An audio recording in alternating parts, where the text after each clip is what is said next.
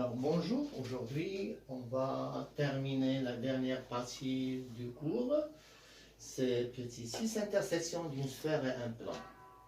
Donc pour déterminer l'intersection d'une sphère et un plan, on va procéder de la manière suivante. On va prendre une sphère de centre oméga et de rayon R. Alors le centre oméga des coordonnées x0 et z0 et z0. Un plan P d'équation cartésienne qu'on peut remarquer. Alors qu'est-ce qu'on va faire? On calcule d'abord la distance. Alors vous vous rappelez bien comment on a calculé la distance de cours, c'est remplacer les coordonnées de oméga dans l'équation cartésienne du plan sur la racine, la somme des carrés des coordonnées de la normale. Je vais la poser comme un D. Après, qu'est-ce qu'on va faire? On va comparer ce D-là à R. Si D supérieur à R, voilà une petite figure voilà, en face. Si D supérieur à R, voilà le D, voilà le R, on remarque que D inter S est l'ensemble, pas d'intersection.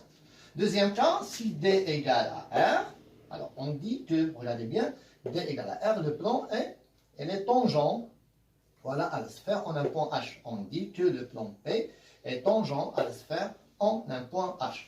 Alors après, je vais noter une troisième cas, on va la faire dans tout le tableau pour bien savoir ce qui va passer pour la troisième cas. Alors voilà pour le troisième cas. Alors si on prend une barre métallique mince et on coupe avec cette barre métallique une sphère, on remarque il y a une partie qui va tomber en bas et l'autre partie qui est au-dessus, elle va rester collée sur la barre, elle va faire une forme d'un cercle.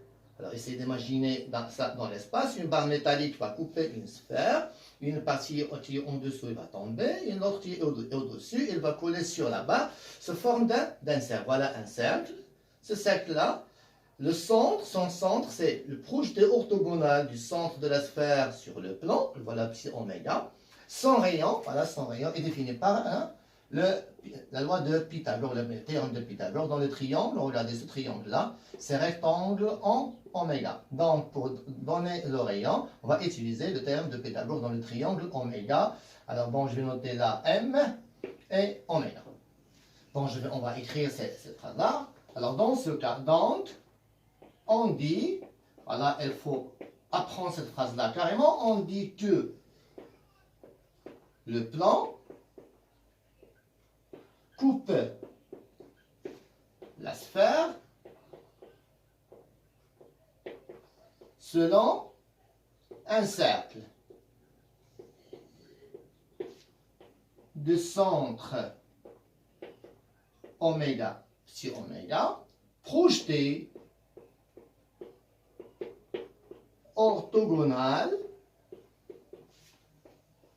de oméga sur P et de rayon petit r avec D au carré plus petit r au carré est égal à r au carré, c'est théorème de Pythagore dans le triangle, c'est-à-dire le r est donné par r carré moins D au carré, la racine.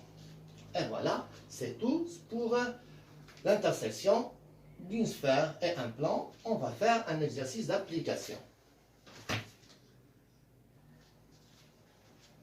Alors voilà un exemple, on va faire un exemple ensemble. Premier exemple, voilà le premier exemple. On a pris une sphère S d'équation cartésienne et un plan P. Étudions l'intersection de P et S. Par quoi on va commencer? On commence d'abord à déterminer le centre et le rayon de la sphère. Donc, on va faire la correction en A. Le S, je vais essayer de déterminer le centre et le rayon en utilisant la méthode que j'ai déjà donnée l'autre séance. Moi, les I, j'ai ramassé les I avec les X, les Y avec les Y puisqu'on n'a pas un Y, et les Z avec les Z.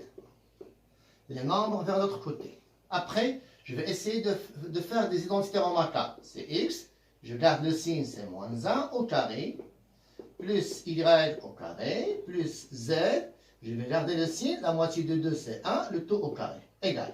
Moins 1, après je vais ajouter les deux carrés, c'est 1 et 1. Finalement, on trouve égal à 1. Voilà. Après, donc la sphère de centre oméga, de coordonnées c'est 1, l'opposé, 0 et moins 1. et le rayon, R est égal à 1. Voilà, j'ai bien déterminé maintenant le centre et le rayon. Après, qu'est-ce que je vais faire? Je vais calculer la distance entre oméga et le plan P. Voilà, c'est la valeur absolue toujours sur la racine. Comment je vais calculer cette distance-là?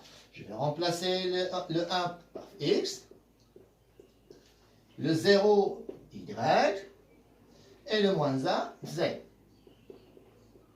Plus 1. Sur la normale, c'est 1 plus 1 plus 1, les carrés. Ce sont des carrés, puisque c'est 1, je ne vais pas faire des carrés pour 1. Alors là, c'est 3 sur racine de 3, c'est égal à racine de 3. Après avoir déterminé la distance, ces distances-là, on va la comparer au rayon. On a la distance D est égale à racine de 3 supérieure au rayon. C'est-à-dire, d'après le cours, S inter, ce plan-là, est égal à l'ensemble. Voilà la méthode qu'il fallait suivre pour étudier l'intersection d'une sphère et un plan. On passe à un deuxième exemple. Voilà un deuxième exemple. Là, on prend un plan P, voilà l'équation cartésienne, une sphère d'équation cartésienne, montrant que P coupe S selon un cercle C à déterminer. Alors, toujours, on procédera de la même manière. On va chercher le centre et le rayon de la sphère. Voilà, c'est X. On va ramasser les X avec les X, les Y avec les Y et les Z avec les Z.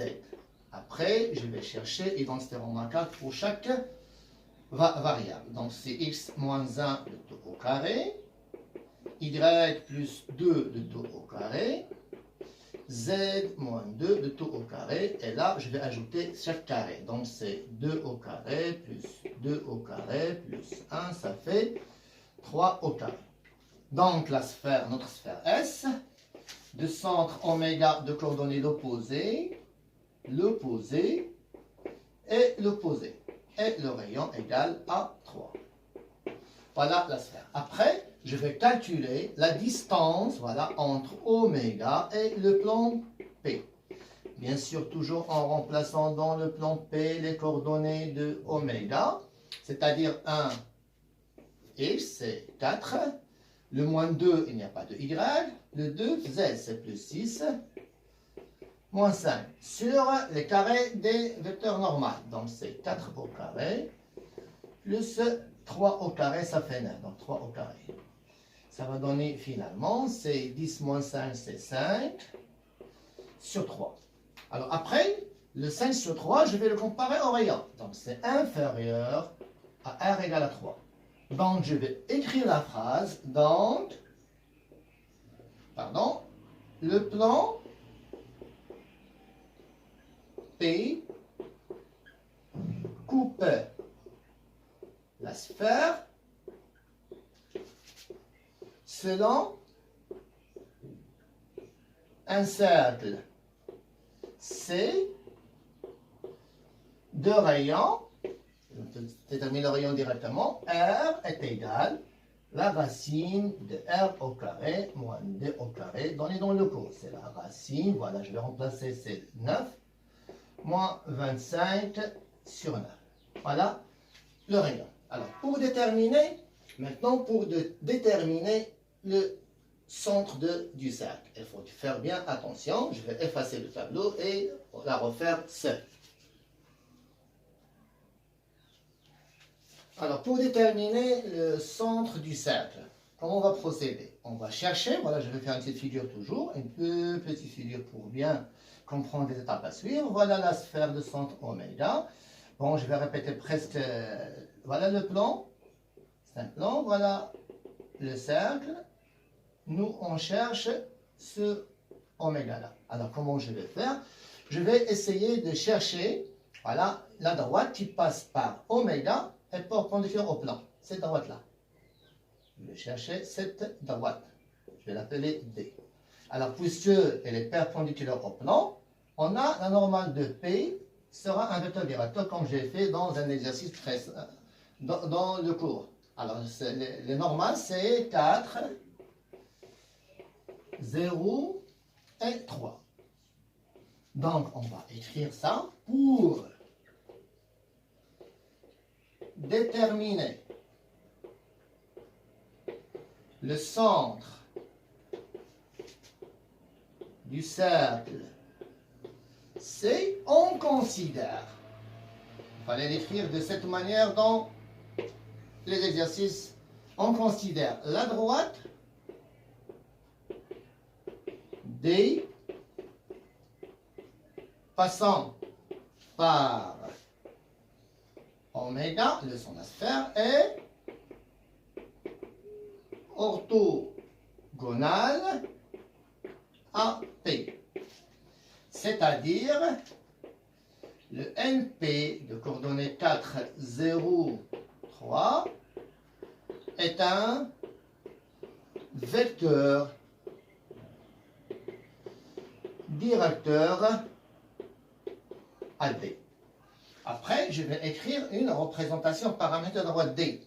Alors, soit M de coordonnées X, Y, Z, le D, voilà, c'est X égale, Y égale, Z égale, comme on a déjà fait dans un exercice précédent dans le cours. Alors, je vais là noter le oméga par lequel elle passe à la droite. C'est 1, moins 2 et 2.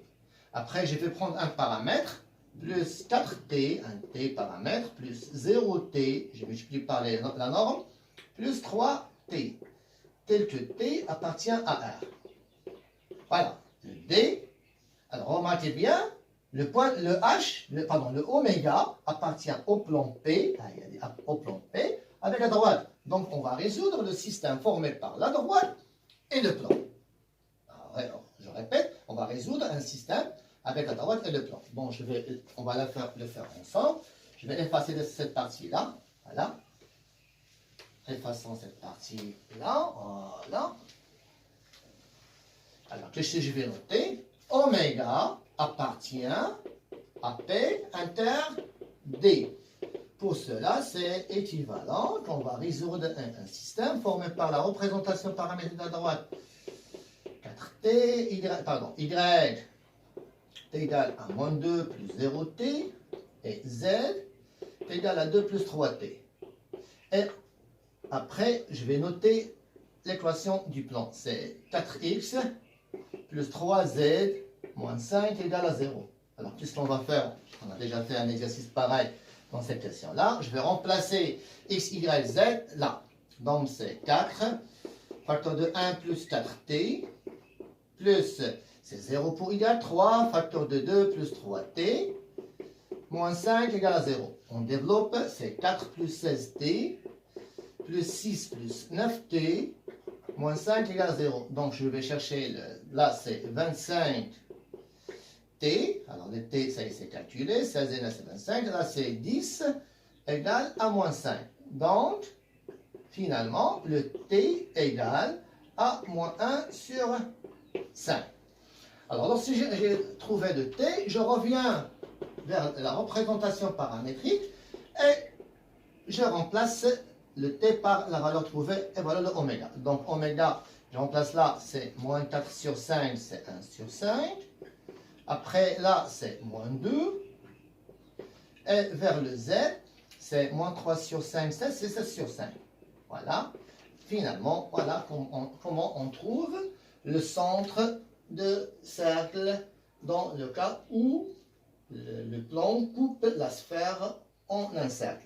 Cette méthode-là est valable, est la même, on va la répéter, si on veut déterminer le point d'intersection du plan avec la sphère, dans le cas où le rayon égale à la distance.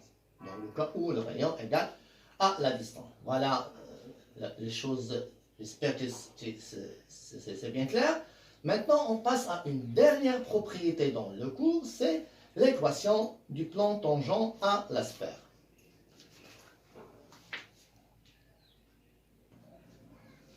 Alors voilà la dernière propriété dans le cours, équation cartésienne d'un plan tangent à la sphère en un point.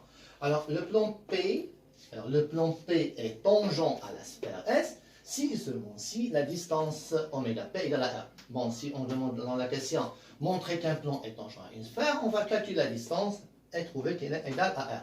Après, pour déterminer son équation cartésienne, comment on va faire? C'est simple. On a déjà le point d'intersection H. C'est ce qu'on va faire. On va prendre un point, voilà, un point M, appartient au plan. On remarque d'après la figure, on remarque bien que oméga H scalaire HM égale à 0. Bon, en calculant ce produit scalaire, bien sûr, M, X, Y, Z, ça reste toujours. Le oméga, c'est le centre, sera défini A, B, C. Le H sera donné X0, Y0 et Z0. Si jamais on a le H, bien sûr. Si on a le H, donc dans ce cas-là, on va calculer ce produit scalaire et trouvera l'équation cartésienne du plan.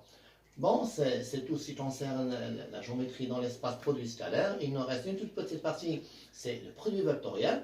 On va le voir après, mais maintenant je vais passer à vous donner des séries d'exercices à faire. On va les corriger, essayer de les travailler, essayer de voir les vidéos, chaque fois répéter pour bien comprendre et apprendre le cours. Après, on va passer bien sûr à faire tellement d'exercices pour pouvoir dominer la plupart des parties de cours. Et merci.